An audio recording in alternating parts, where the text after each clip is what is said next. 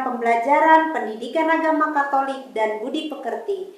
Bagaimana kabar Ananda sekalian? Ibu berharap semua Ananda dalam keadaan sehat dan tetap semangat mengikuti PJJ kita dari rumah.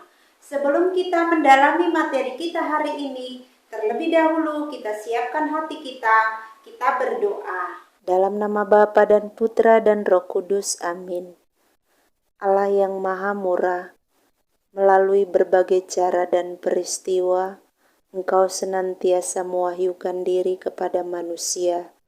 Melalui berbagai cara dan peristiwa itu pula, Engkau mengajak manusia semakin dekat denganmu. Hari ini kami ingin memahami pengalaman dan perjalanan hidup bangsa Israel dalam mengimani Engkau. Semoga melalui pelajaran ini, kami semakin mengenal dan mencintai-Mu lebih baik lagi. Amin. Dalam nama Bapa dan Putra dan Roh Kudus. Amin. Setelah kita membuka pembelajaran kita dengan doa pembukaan, kita akan mendalami materi kita hari ini dan judul kita adalah Kitab Suci Perjanjian Lama. Adapun kompetensi dasar kita 3.7, memahami kitab suci dan tradisi sebagai dasar iman Kristiani dan indikator pencapaian hasil belajar. Pada akhir pembelajaran diharapkan siswa mampu: yang pertama, menjelaskan pentingnya membaca kitab suci Perjanjian Lama. Yang kedua, menyebutkan garis besar kronologis tersusunnya kitab suci Perjanjian Lama. Yang ketiga, menjelaskan makna istilah perjanjian dalam Perjanjian Lama. Yang keempat, menyebutkan bagian-bagian kitab suci Perjanjian Lama. Dan yang kelima, merumuskan pesan Tuhan yang terdapat dalam salah satu perikop kitab Perjanjian Lama. Ananda sekalian, minggu yang lalu kita sudah menyelesaikan pembelajaran kita bab 2, manusia makhluk otonom. Kita akan mendalami bab 3, kitab suci dan tradisi sebagai sumber iman akan Yesus Kristus.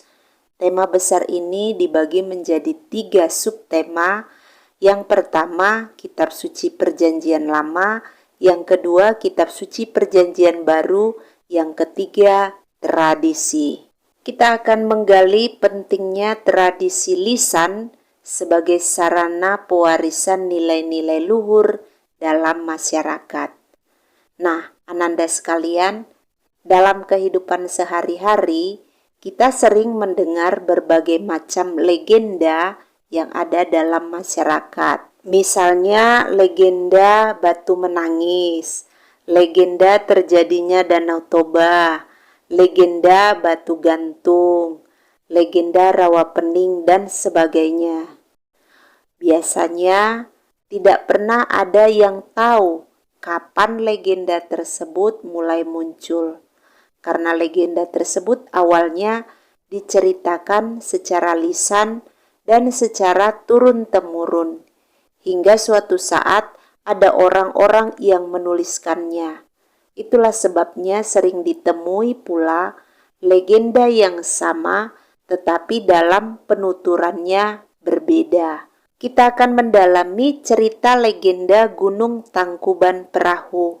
Bagaimana kisah legenda Gunung Tangkuban Perahu? Ananda boleh membacanya dari buku paket halaman 61 sampai dengan 63. Setelah kita membaca dan menyimak kisah legenda Gunung Tangkuban Perahu, apakah Ananda meyakini terjadinya Gunung Tangkuban Perahu seperti legenda tersebut? Adakah teori-teori yang Ananda ketahui tentang terbentuknya sebuah gunung atau gunung berapi? Lalu ajaran atau nilai atau norma apa yang hendak diwariskan melalui cerita legenda tersebut? Kemudian, masih relevankah ajaran atau nilai atau norma yang terdapat dalam cerita legenda untuk manusia zaman sekarang? Selanjutnya, legenda apa saja yang ada di daerahmu? Lalu, apa ajaran atau nilai yang hendak diwariskan dari legenda tersebut? Ananda sekalian, dalam masyarakat terdapat banyak cara untuk memelihara dan meneruskan nilai-nilai luhur bagi generasi selanjutnya. Penerusan nilai-nilai luhur tersebut dapat memakai sarana pantun, upasa dalam bahasa Batak, lagu, kebiasaan, atau juga cerita legenda. Nah, cerita legenda yang sudah kita baca dan kita simak hendak menyampaikan nilai bahwa cinta dan mencintai orang lain sekalipun merupakan hak semua orang, tetapi harus diterapkan secara benar. Maka orang yang menikahi saudara dekatnya, apalagi orang tuanya, sangat ditentang, seperti sang Kuryang yang ingin menikahi ibunya Dayang Sumbi. Akhirnya di kemudian hari dalam penelitian kedokteran, ternyata legenda itu dapat dibuktikan bahwa keturunan dari perkawinan sedara akan mengalami berbagai kecacatan. Lalu bagaimana dengan kitab suci Perjanjian Lama yang kita miliki? Beberapa bagian kitab suci Perjanjian Lama itu disampaikan dalam kesusastraan yang berbentuk legenda. Ananda sekalian, silakan buka kitab sucinya, Kejadian 1 ayat 1 sampai dengan 31. Tentang bagaimana Tuhan yang menciptakan bumi dengan segala isinya. Setelah kita membaca dan menyimak Kejadian 1 ayat 1 sampai dengan 30, coba Ananda pikirkan, betulkah penciptaan bumi dan segala isinya berjalan seperti yang dikisahkan dalam Kejadian 1 ayat 1 sampai dengan 30? Adakah teori-teori lain yang berbicara tentang penciptaan bumi dan segala isinya? Lalu, ajaran atau nilai atau norma apa yang hendak disampaikan dari kisah penciptaan tersebut? Kita akan memahami jenis sastra dalam Perjanjian Lama. Dokumen Konsili Vatikan kedua tentang Wahyu Ilahi atau Dei Verbum menjelaskan bahwa untuk menafsirkan Perjanjian Lama secara benar, salah satunya dengan memperhatikan jenis sastranya. Sebab dengan cara yang berbeda-beda, kebenaran itu dikemukakan dan diungkapkan dalam nas-nas yang dengan aneka cara bersifat historis atau profetis, ramalan atau nubuat, atau juga puitis, atau dengan jenis sastra lainnya. Untuk memahami jenis sastra dalam Perjanjian Lama, cobalah Ananda baca secara acak satu perikop dari kitab 1 Raja-Raja, satu perikop dari kitab Imamat, satu perikop dari kitab Amsal, dan satu perikop dari kitab Mazmur. Setelah kalian membaca perikop-perikop tersebut, apakah kalian merasakan sendiri adanya perbedaan dalam penuturan isi Perjanjian Lama? Lalu termasuk jenis sastra apa kitab Raja-Raja, kitab Imamat, kitab Amsal, dan juga kitab Mazmur? Bagaimana pengelompokan kitab-kitab Perjanjian Lama?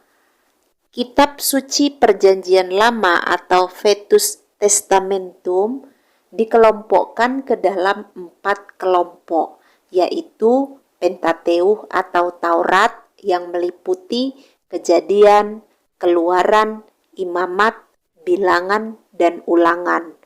Lalu kitab-kitab sejarah meliputi Yosua, Hakim-Hakim, Rut, 1 Samuel, 2 Samuel, 1 Raja-Raja, 2 Raja-Raja, 1 Tawarikh, 2 Tawarikh, Ezra, Nehemia, dan Ester. Kemudian kitab-kitab kebijaksanaan meliputi Ayub, Mazmur, Amsal, Pengkhotbah, dan Kidung Agung. Kemudian kitab-kitab kenabian atau kitab para nabi meliputi Yesaya, Yeremia, Ratapan, Yehezkiel, Daniel, Hosea, Yoel, Amos, Obadja, Yunus, Mika, Nahum, Habakuk, Zefanya, Hagai, Zakaria, dan Maleaki. 4 kelompok ini disebut protokanonika. Lalu ada juga yang termasuk dalam bagian perjanjian lama disebut kitab Deuterokanonika. Kitab Deuterokanonika ini meliputi Tobit, Yudit, tambahan Ester, kebijaksanaan Salomo, putra Sirah, Baruk, tambahan Daniel, 1 Makabe, dan 2 Makabe. Kita mungkin bertanya-tanya dalam hati, mengapa kitab suci itu terbagi 2? Ada yang disebut perjanjian lama dan ada perjanjian baru. Dan mengapa pula disebut perjanjian? Apakah kehadiran perjanjian baru itu menggantikan perjanjian lama? Atau apakah kehadiran perjanjian baru membuat perjanjian lama tidak berlaku lagi? Istilah perjanjian lama itu dipergunakan untuk membedakan dengan perjanjian baru. Dalam sejarah keselamatan, relasi manusia dengan Allah diikat dengan perjanjian, yang dalam perjanjian lama diwakili oleh bangsa Israel, teristimewa melalui para pemimpin mereka. Perjanjian itu adalah perjanjian kasih yang menyelamatkan. Dalam perjanjian itu, Allah berjanji akan senantiasa menyelamatkan manusia. Dan dari pihak manusia, Allah menuntut kesetiaan. Sayangnya kesetiaan Allah itu seringkali dibalas dengan ketidaksetiaan bangsa Israel. Maka Allah yang adalah setia tetap menjanjikan penyelamatan pada manusia dengan cara memperbaharui perjanjian melalui putranya sendiri, Yesus Kristus.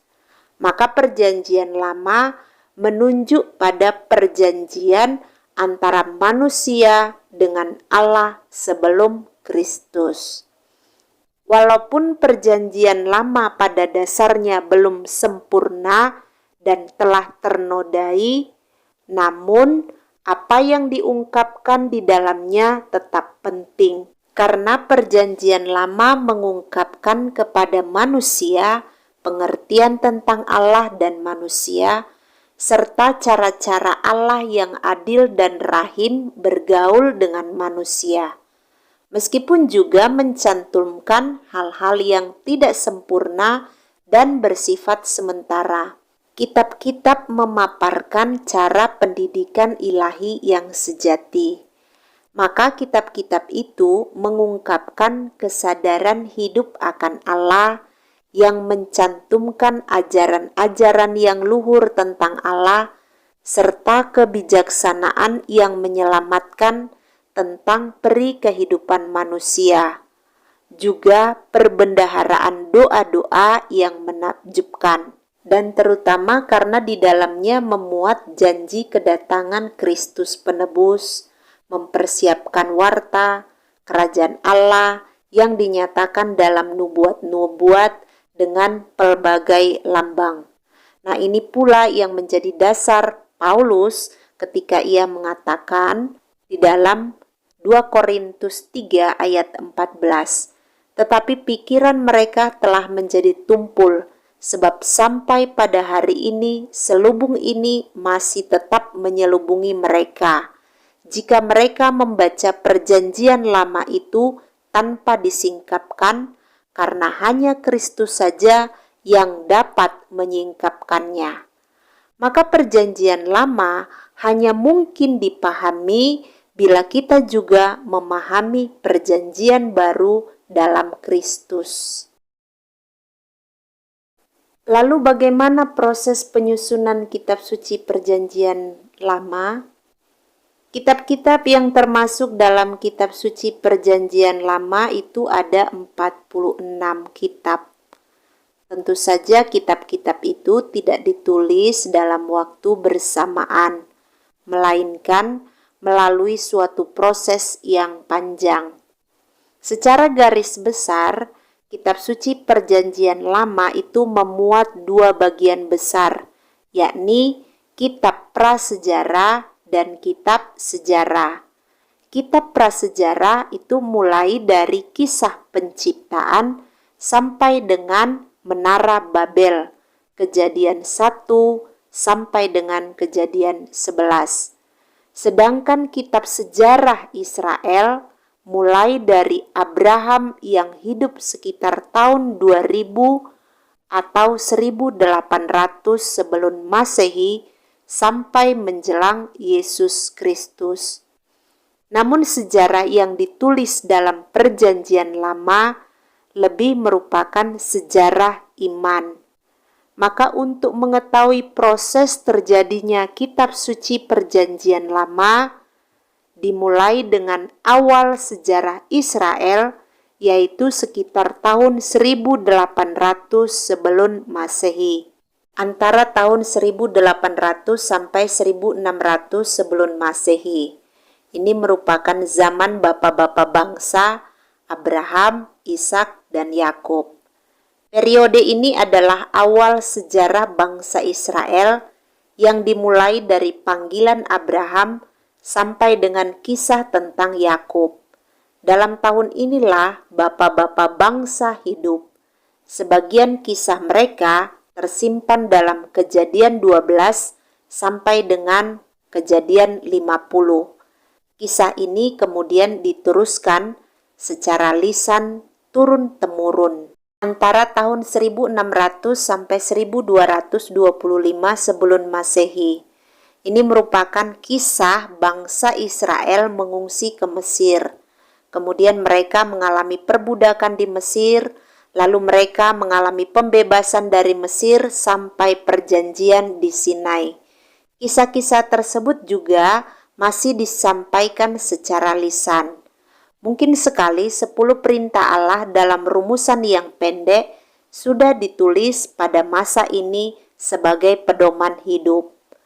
Kemudian antara tahun 1225 sampai dengan 1030 sebelum Masehi. Periode ini merupakan perebutan tanah Kanaan dan zaman hakim-hakim. Pada periode ini bangsa Israel merebut tanah Kanaan yang diyakini sebagai tanah terjanji di bawah pimpinan Yosua, dan kehidupan bangsa Israel di tanah yang baru di bawah para tokoh yang diberi gelar hakim. Hakim-hakim itu antara lain Deborah, Simson, dan sebagainya. Di samping cerita pada masa ini juga sudah terdapat beberapa hukum. Lalu antara tahun 1030 sampai dengan 930 sebelum Masehi. Ini merupakan periode raja-raja. Pada periode ini, bangsa Israel memasuki tahap baru dalam kehidupannya. Mereka mulai menganut sistem kerajaan yang diawali dengan Raja Saul, kemudian digantikan oleh Raja Daud, dan diteruskan oleh Raja Salomo, putra Daud. Pada masa inilah bangsa Israel menjadi cukup terkenal dan disegani oleh bangsa-bangsa lain. Pada zaman Raja Saul, Daud, dan Salomo, bagian-bagian kitab suci Perjanjian Lama mulai ditulis. Misalnya, kisah penciptaan manusia, manusia jatuh dalam dosa dan akibatnya, bapa-bapa bangsa, kisah para raja, beberapa bagian Mazmur, dan juga hukum-hukum. Lalu antara tahun 930 sampai dengan 722 sebelum Masehi, Kerajaan Israel dan Yehuda. Sesudah Raja Salomo wafat, Kerajaan Israel terpecah menjadi dua, yaitu Kerajaan Utara atau Israel dan Kerajaan Selatan atau Yuda. Kerajaan Utara hanya berlangsung sampai tahun 722 sebelum Masehi. Pada masa ini dilanjutkan dengan penulisan kitab suci Perjanjian Lama yang melengkapi cerita kitab Taurat Musa, juga beberapa tambahan hukum.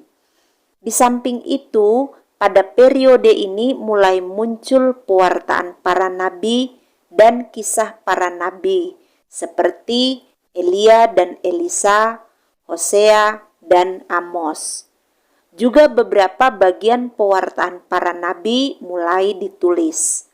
Pada masa ini, beberapa kumpulan hukum perjanjian mulai diterapkan dan ditulis.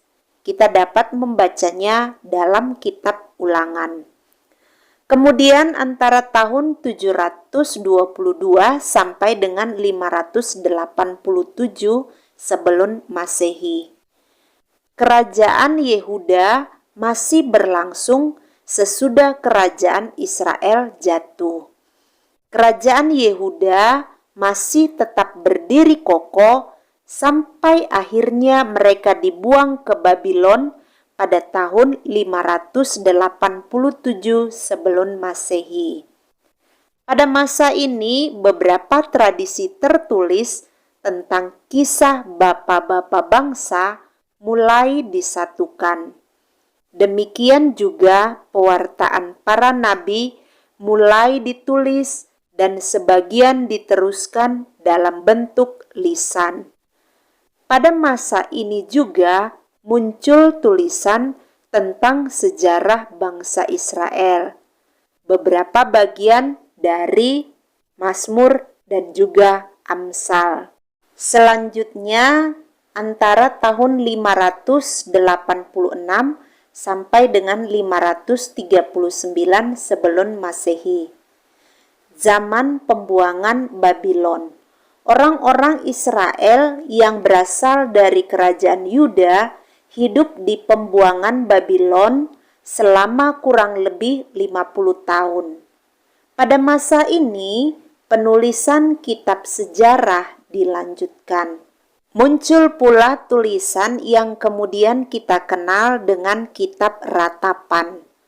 Demikian pula halnya dengan nabi-nabi. Pewartaan para nabi sebelum pembuangan ditulis pada masa ini. Pada periode ini juga muncul para imam yang menuliskan hukum-hukum yang sekarang masuk dalam kitab imamat. Lalu antara tahun 539 sampai dengan 200 sebelum Masehi, sesudah pembuangan, bangsa Israel diizinkan pulang kembali ke tanah airnya oleh Raja Persia yang mengalahkan kerajaan Babylon. Pada masa ini, kelima kitab Taurat telah diselesaikan. Juga kitab-kitab sejarah seperti Yosua, Hakim-Hakim, 1 dan 2 Samuel, dan Raja-Raja sudah selesai ditulis. Kitab-kitab para nabi pun sudah banyak yang diselesaikan. Dari ratusan nyanyian, akhirnya dipilih 150 Mazmur yang kita terima sampai sekarang. Pada masa ini muncul pula beberapa tulisan kebijaksanaan. Kemudian 2 abad terakhir, pada masa ini ditulislah kitab-kitab seperti Daniel, Esther, Yudit, Tobit, 1 dan 2 Makabe, Sirak, dan juga kebijaksanaan Salomo. Setelah kita melihat proses penyusunan kitab suci Perjanjian Lama, kita akan melihat bagaimana kanonisasi kitab suci dan kitab Deuterokanonika. Kata kanon berasal dari bahasa Yunani kenon, yang artinya norma, ukuran, atau pedoman. Kitab-kitab yang terdapat dalam kanon disebut kitab-kitab kanonik. Kitab-kitab yang diakui sebagai kanonik tersebut diakui resmi sebagai kitab suci dan dijadikan patokan atau norma iman mereka. Kitab suci Perjanjian Lama pada awalnya ditulis dalam bahasa Ibrani. Tetapi setelah orang-orang Yahudi terusir dari tanah Palestina dan akhirnya menetap di berbagai tempat, mereka kehilangan bahasa aslinya. Banyak keturunan mereka tidak lagi bisa menggunakan bahasa Ibrani dan mulai berbicara dalam bahasa Yunani, yang pada waktu itu merupakan bahasa internasional.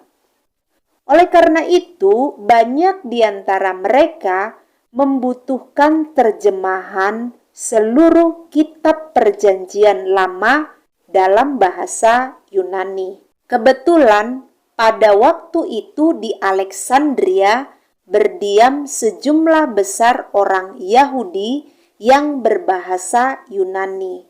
Selama pemerintahan Ptolemeus II Philadelphus tahun 285 sampai 246 sebelum Masehi, proyek penterjemahan dari seluruh kitab suci orang Yahudi ke dalam bahasa Yunani dimulai oleh 70 atau 72 ahli kitab Yahudi. Mereka adalah wakil dari ke-12 suku bangsa Israel, dan tiap suku diwakili 6 orang. Terjemahan ini diselesaikan sekitar tahun 250 sampai 125 sebelum Masehi dan disebut Septuagint atau dalam bahasa Latin yang berarti 70 LXX sesuai dengan jumlah penterjemah. Kitab ini sangat populer dan diakui sebagai kitab suci resmi atau kanon Alexandria bagi kaum Yahudi yang terusir yang tinggal di Asia Kecil dan Mesir. Pada waktu itu bahasa Ibrani nyaris mati dan orang-orang Yahudi di Palestina umumnya berbicara dalam bahasa Aram. Jadi hampir bisa dipastikan Yesus, para rasul dan para penulis kitab Perjanjian Baru menggunakan Perjanjian Lama terjemahan Septuagint. Bahkan 300 kutipan dari kitab Perjanjian Lama yang ditemukan dalam kitab Perjanjian Baru adalah berasal dari Septuagint. Harap diingat juga bahwa seluruh kitab Perjanjian Baru ditulis dalam bahasa Yunani. Setelah Yesus disalibkan dan wafat, para pengikutnya tidak menjadi punah, tetapi malahan menjadi semakin kuat. Pada sekitar tahun 100 Masehi, para rabi, imam Yahudi berkumpul di Jamia, Palestina sebagai reaksi terhadap gereja.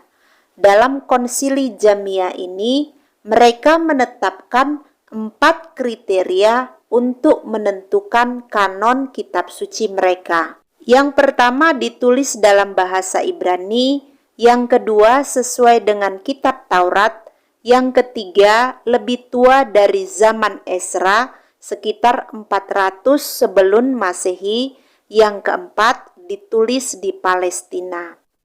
Atas kriteria-kriteria tersebut, mereka mengeluarkan kanon baru untuk menolak 7 buku dari kanon Alexandria, seperti yang terdapat dalam Septuagint, yaitu Tobit, Yudit, Kebijaksanaan Salomo, Sirah, Baruk, 1 Makabe, 2 Makabe.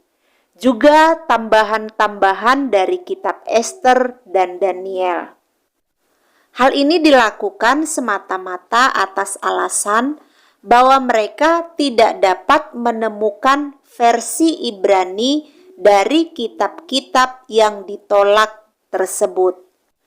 Gereja tidak mengakui konsili rabi-rabi Yahudi ini dan tetap terus menggunakan Septuagint.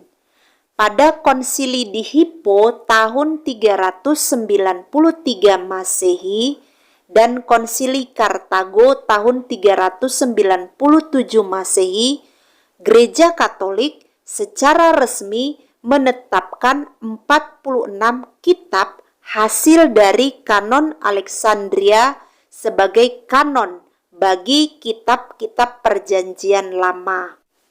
Selama 16 abad, kanon Alexandria diterima secara bulat oleh gereja.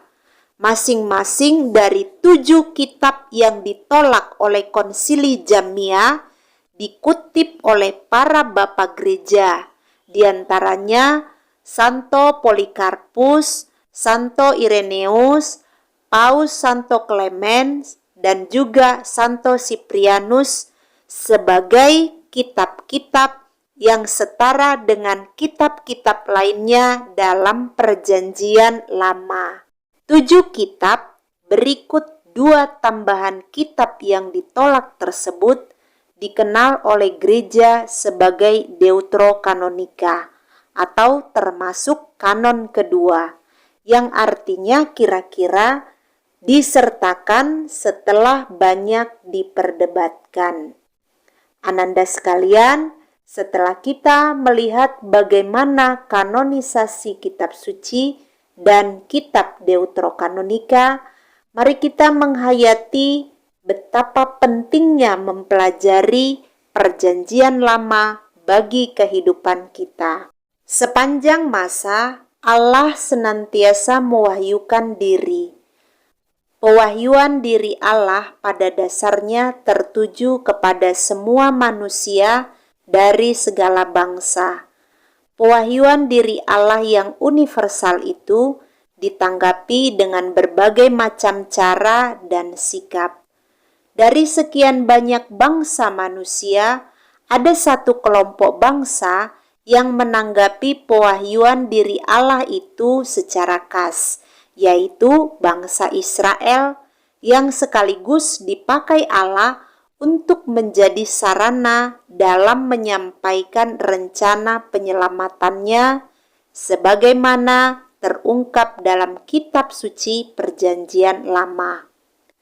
Mengingat isi Perjanjian Lama yang sangat penting, maka membaca dan mendalami kitab suci Perjanjian Lama merupakan sebuah keharusan. Mengapa?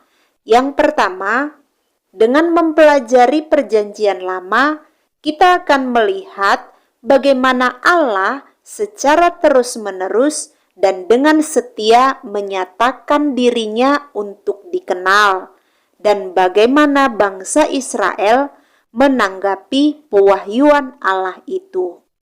Maka hubungan timbal balik antara Allah dengan bangsa Israel tersebut dapat menjadi cermin bagi manusia yang hidup zaman sekarang dalam membangun relasi yang lebih baik dengan Allah. Yang kedua, kitab suci Perjanjian Lama bukan buku yang pertama-tama hendak menguraikan fakta-fakta sejarah, melainkan dan terutama hendak mengungkapkan Allah yang berfirman, yang menyampaikan rencana dan tindakan penyelamatan kepada manusia. Perjanjian Lama adalah firman Allah.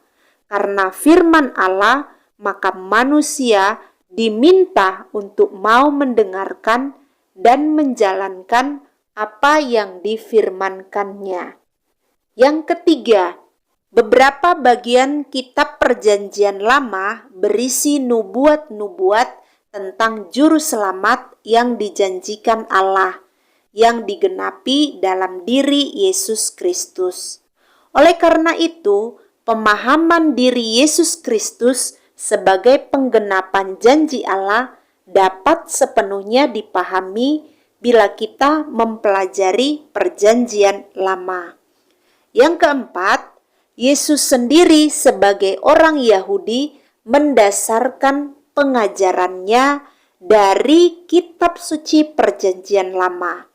Yesus tidak meniadakan Perjanjian Lama, melainkan meneguhkan dan sekaligus memperbaharuinya.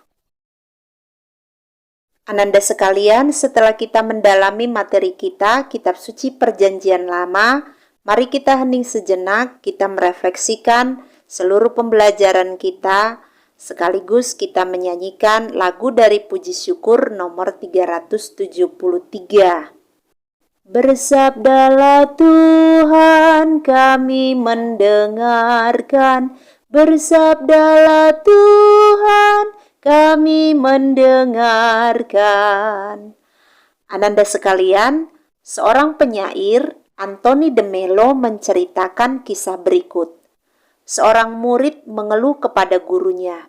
Bapa menceritakan banyak kisah, tetapi tidak pernah menerangkannya kepada kami. Sang guru menjawab, "Anakku, bagaimana pendapatmu andai kata seorang menawarkan buah kepadamu, namun mengunyahnya terlebih dahulu untukmu?" Sabdamu ya Tuhan, roh dan kehidupan. Sabdamu ya Tuhan, roh dan kehidupan. Hari ini kita belajar tentang kitab suci Perjanjian Lama. Di awal kita mendiskusikan bahwa banyak orang tidak membacanya dengan berbagai alasan. Ada yang merasa karena sulit memahami, ada yang memang malas, ada yang merasa tidak penting. Hari ini juga kita belajar memahami bahwa kitab suci Perjanjian Lama berisi firman Allah. Maka barang siapa yang membaca dan merenungkannya dengan tekun dapat menangkap kehendak Allah di dalamnya. Sabdamu ya Tuhan sungguh mengagumkan. Sabdamu ya Tuhan sungguh mengagumkan. Karena kitab suci berisi firman Allah, untuk memahaminya kita tidak bisa hanya mengandalkan kekuatan akal budi kita. Kita membutuhkan iman dan membiarkan Roh hadir saat kita membaca kitab suci. Kita butuh hati yang terbuka untuk Allah yang bersabda pada diri kita. Sabdamu ya Tuhan, dasar hidup kami. Sabdamu ya Tuhan, dasar hidup kami. Mungkin 1-2 kali kita sulit memahaminya, tetapi dengan membaca dan membacanya terus-menerus, kita akan mendapatkan pesan Allah bagi kehidupan kita. Sekarang berjanjilah dalam dirimu sendiri untuk mencoba dan mencoba menemukan kehendak Allah itu dengan giat membaca kitab suci. Dan terutama bersedia hidup seturut kehendak Allah sebagaimana tersirat dalam kitab suci. Setelah kita merefleksikan seluruh pembelajaran kita pada hari ini, sebagai tugas silakan Ananda kerjakan poin nomor 1 dan nomor 2. Dan tugas ini kamu kerjakan di dalam buku catatanmu, tulisannya yang rapi sehingga dapat dibaca. Dan untuk menutup pembelajaran kita, mari kita siapkan hati, kita berdoa. Kita doakan dari Amsal 30 ayat 4 sampai dengan 9. Dalam nama Bapa dan Putra dan Roh Kudus, amin. Siapakah yang naik ke surga lalu turun? Siapakah yang telah mengumpulkan angin dalam genggamannya? Siapakah yang telah membungkus air dengan kain? Siapakah yang telah menetapkan segala ujung bumi? Siapa namanya dan siapa nama anaknya? Engkau tentu tahu. Semua firman Allah adalah murni. Ia adalah perisai bagi orang-orang yang berlindung padanya. Jangan menambahi firman-Nya, supaya engkau tidak ditegurnya dan dianggap pendusta. 2 hal aku mohon kepadamu, jangan itu kau tolak sebelum aku mati, yakni jauhkanlah daripadaku kecurangan dan kebohongan. Jangan berikan kepadaku kemiskinan atau kekayaan. Biarkanlah aku menikmati makanan yang menjadi bagianku, supaya kalau aku kenyang, aku tidak menyangkalmu dan berkata, siapa Tuhan itu? Atau kalau aku miskin, aku mencuri dan mencemarkan nama Allahku. Kemuliaan kepada Bapa dan Putra dan Roh Kudus, seperti pada permulaan, sekarang, selalu, dan sepanjang segala abad. Amin. Dalam nama Bapa dan Putra dan Roh Kudus. Amin. Demikian pembelajaran kita pada hari ini. Kita bertemu dalam pembelajaran kita minggu depan. Selamat belajar. Shalom.